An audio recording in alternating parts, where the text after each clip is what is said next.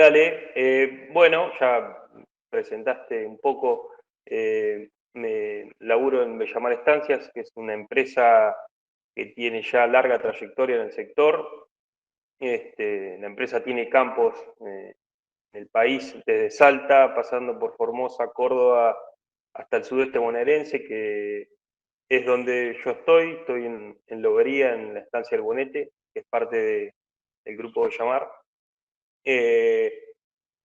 Normalmente tenemos reuniones quincenales con nuestros asesores técnicos regionales de GeoAgro, los Teruggi de Lobería, que ya calculo que todos lo conocen ahí en el equipo de GeoAgro, y coordina Rosario Palacio desde Necochea. Así que estamos todos en la zona y como decía Rodolfo, una de las bases de este camino de innovación y de incorporación de tecnología, y ya llevamos casi más de 6 campañas, arrancó con esas reuniones, y entre otras cosas le damos mucho valor. Avanzá si querés a la primera diapositiva, que es un pequeño gráfico de cómo la empresa, en lo que respecta a la agricultura, porque es una empresa muy diversificada, pero sí hace mucho hincapié en la agricultura, fue incorporando superficie o lotes, digamos, a la agricultura de precisión. No necesariamente esa agricultura de precisión, que por ahí es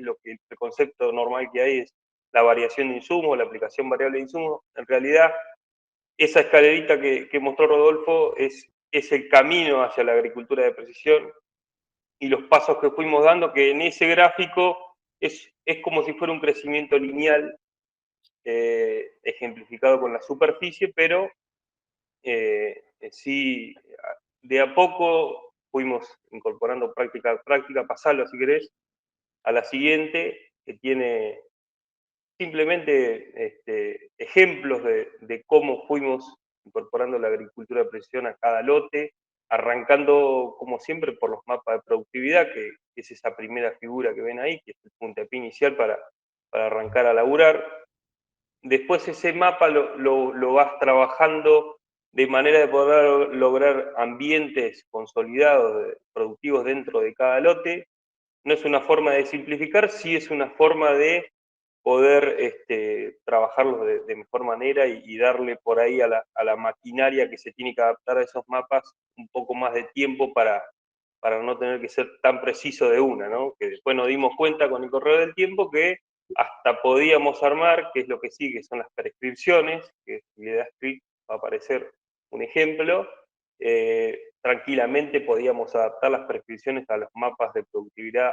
originales, que casi siempre o siempre están validados, ¿no? Porque esa validación primero tiene un correlato con la recorrida a campo, con el conocimiento de cada responsable de los campos, de los lotes, digamos. Cada responsable conoce sus lotes, pero además esa validación es fundamental. Con eso y el armado de los ambientes, también la recolección de muestras de suelo en función de esos ambientes para ir eh, agregándoles información, que esto fue muy importante. Esas prescripciones que vemos ahí, que tienen esos cuadritos, por ahí les llaman la atención, o muchos están familiarizados con los ensayos dentro de las prescripciones. La razón de ser de esos ensayos tiene que ver con algunas preguntas disparadores que teníamos al inicio, que era, primero, evaluar el desempeño económico de estas prácticas, ver si tienen algún diferencial de margen, que eso por ahí lo vamos a ver un poco más adelante en la presentación, pero sí le damos mucha importancia a eso, versus la aplicación física fija tradicional, que venía en la agricultura de dosis fija, que veníamos haciendo, y también, además, ver que en los ambientes de baja productividad no haya una penalización de esos ambientes. O sea, también dejar ensayos como para ver que en esos ambientes que por ahí no aplicamos toda la tecnología, estemos resignando rendimiento. Esas eran por ahí las dos cosas originales que un poco nos desvelaban. Y El Tomás, hago mapita un que está breve al lado de la paréntesis. prescripción, sí, decime. Ahí no, interrumpo un cachito, dijiste una frase que es muy de innovador, que es, nos dimos cuenta en esto de pasar del mapa de productividad de 3 a ver que después podían exigir un poquito más las máquinas. Nada, esto lo quería resaltar de que a veces son cosas que decimos muy al pasar, pero este darse cuenta es estar haciendo cosas nuevas, poder evaluarlas, poder ver si sirven o no sirven, y después llegar a ese nos dimos cuenta, ¿no? Me parece que, nada, quería cortar eso porque es una frase muy que decimos cada 2 por 3 y tiene que ver con un montón de cosas que van pasando por detrás, ¿no? Así que nada, ese era un breve comentario nomás, metele. Tomás, perdón, fui yo, te silencié sin querer, desilenciate. Bien, bárbaro. Disculpa, no sabía, yo salí hablando pero bueno, pero sigo y gracias por la aclaración y por el comentario. Bueno, Eh, dale. ahí al costado de la prescripción vemos que otra pata de este laburo que es muy importante, que es la auditoría de las labores, que gracias a la mejora en la web de GeoAgro continua, de la plataforma original a la que hoy tenemos, casi en tiempo real podemos pedir informes, podemos cruzar esas prescripciones versus lo que las máquinas lo hacen. Eso es también muy de la agricultura de precisión, digamos, no solo hacer la aplicación variable, sino también tener la auditoría, aunque sea de las labores fijas, o sea, de dosis fijas me refiero, esa auditoría y ese cruzamiento de los datos para ver la calidad de la labor que estamos haciendo. Por ejemplo, en las fumigaciones, que normalmente son aplicaciones a dosis fija, pero sí es muy útil tener los mapas. O sea, uno se hace el hábito a ir extrayendo de los monitores de todas las máquinas los archivos para poder auditar esas labores que por ahí eran prácticas que antes no las teníamos en cuenta, o la vorágine del laburo era lo que menos se tenía en cuenta, y hoy prácticamente, si bien gráfico, todas esas hectáreas que están bajo este plan de agricultura de precisión tienen que ver con esto también, ¿no? De poder auditar todas las labores que se hacen en toda información bastante rápido, con simpleza y pudiéndoselo mostrar hasta el mismo operario para que vea y consultarle cuando se dispara alguna duda en alguno de esos mapitas resultantes. Lo que sigue, para no extenderme demasiado, pero es esa imagen que además de hacer todo lo anterior, de prescribir, de hacer la aplicación variable, de analizarla, se hace un seguimiento de imágenes satelitales que son casi periódicas. Hoy tenemos imágenes cada 3 días, dependiendo de la época del año, son más o menos limpias por las nubes y demás, pero esas imágenes, en conjunto con las reuniones quincenales que tenemos con GeoAgro, nos permiten también ir haciendo un análisis o una visualización del campo más, más grande, cosa de que, bueno, si vemos algo raro, poder ir a hacer las recorridas localizadas o focalizadas en las cosas que nos llamaron la atención, y simplificarnos el laburo, porque por ahí en los establecimientos grandes y con el agregado de todo el resto de las cosas cotidianas y demás, esta es otra herramienta que nos ha resultado muy en eficientizarnos el laburo. Y por último, o sea, como para darle el fin a esa escalerita de la que estábamos hablando, si le das clic, supongo que va a aparecer el mapa de cosecha, que es, si hoy decíamos que las reuniones eran un pilar o una pata de la mesa, esta famosa de la que hoy al inicio comentaban, el mapa de RING es el insumo principal de análisis para todas estas tecnologías. O sea, si no haces si no obtenés un mapa de rendimiento bien hecho, lo que conlleva capacitar al personal, que eso es otro laburo que se viene haciendo fuerte, y ya hoy eh, nos damos el lujo de tener los mapas de rendimiento de todos los cultivos, de todos los lotes, en todos los establecimientos, y sin dudar que esos mapas están bien hechos, porque capacitación tras capacitación hemos visto los resultados y hoy confiamos plenamente en los mapas que obtenemos,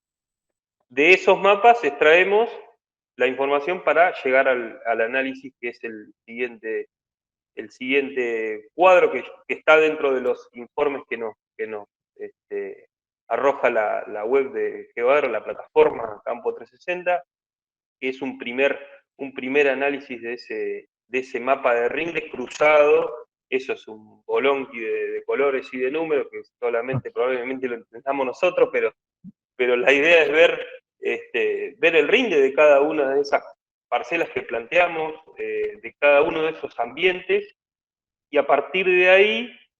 si querés darle que sigue un gráfico de una de las primeras respuestas, que era la que queríamos obtener y de la que venimos recolectando información ya. Ahí hay 4 campañas.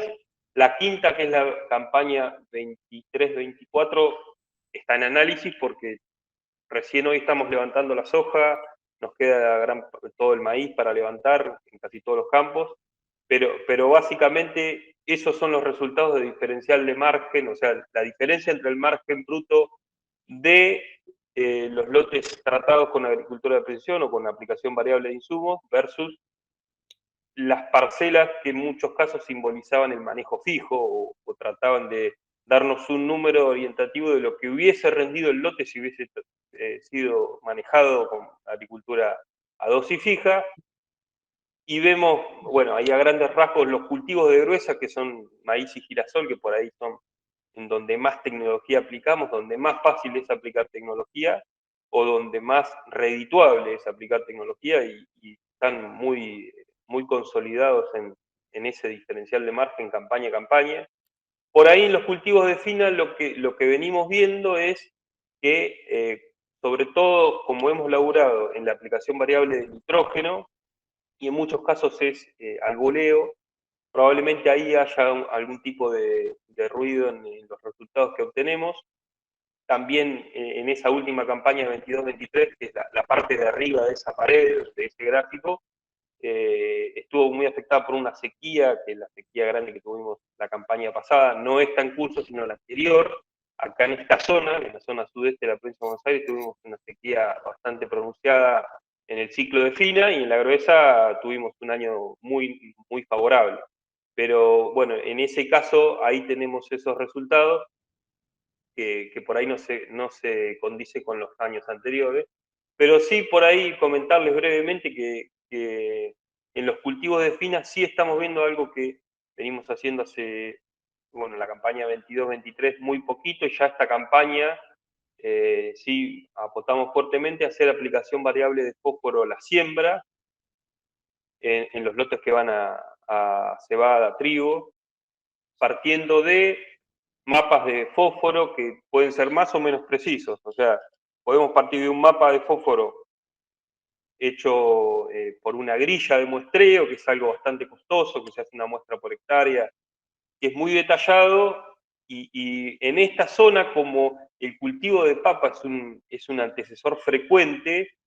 vemos que en muchos lotes hay un gradiente de contenido de fósforo gray en el suelo muy grande, lo cual justifica hacer la aplicación variable, o bien contratar máquinas que tengan esa tecnología y poder hacer la siembra con dosis variable de fósforo, que no está el resultado ahí, pero sí son prácticas muy tangibles y muy fáciles de medir, y que reditúan muy bien, que devuelven mucho a la inversión muy fácilmente. En una sola campaña obtenés, sobre todo por el valor de los fertilizantes, ¿no? Porque piensen que en las zonas donde, o en los lotes donde hubo papa como antecesor, hasta se pueden alcanzar niveles de, por ejemplo, 35 o 40 partes por millón de fósforo, y para los cultivos de invierno, para los cereales como trigo y cebada, el umbral de contenido de fósforo por encima del cual no hay respuesta es 18 o 20 partes por millón. Entonces, hay muchas zonas de los lotes en donde no aplicamos fósforo o simplemente un arrancador, eh, y eso se traduce rápidamente, básicamente en un ahorro, pero sin penalizar la producción, porque obviamente en cada uno de esos ambientes ambientes de fósforo con alto contenido de fósforo, no aplicamos el insumo y dejamos un ensayo, obviamente,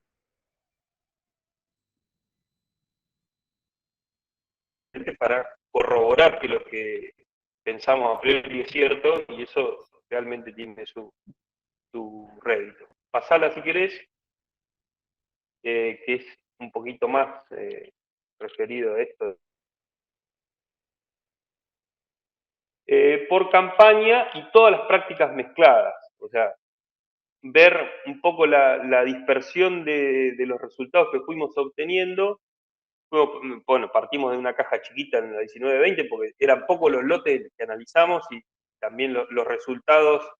y las formas de plantear los ensayos, que es lo que hemos ido puliendo también, que eso, bueno, fueron años de discusión y años de ir trabajando sobre eso, hasta llegar a esta última campaña que puse en ese gráfico, que es la 22-23, falta la 23-24, se las prometo que en algún momento se lo vamos a armar, pero sí es interesante ver cómo los potenciales de diferenciales de margen que están tocando los $50 y son cada vez más frecuentes, digamos, en ese diagrama de caja tenemos en esta última campaña ese techo y tranquilamente se puede apuntar a más, incluyendo prácticas como la que recién les comentaba en los cultivos de fina, que son una parte fundamental de estos campos, de los planteos de estos campos. Eso, bueno, pasando a otra herramienta que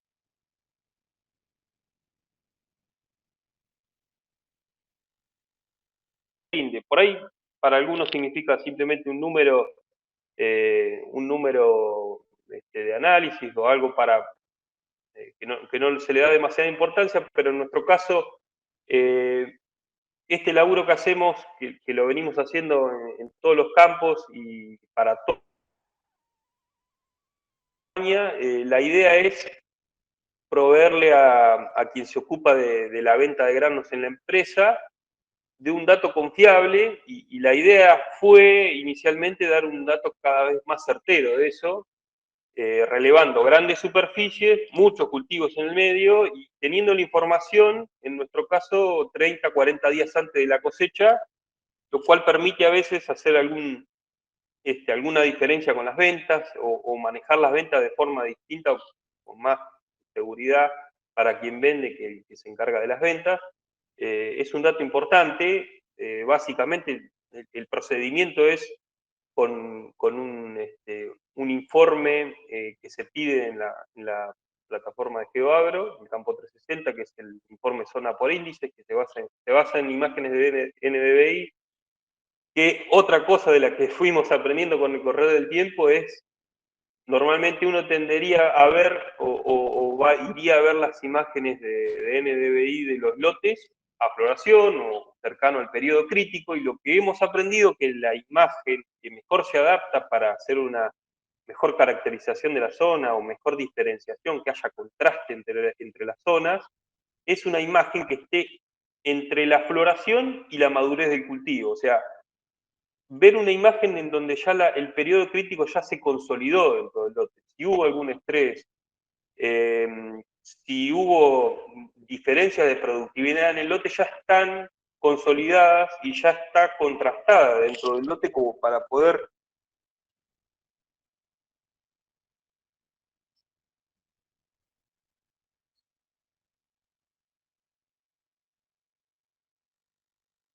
imagen.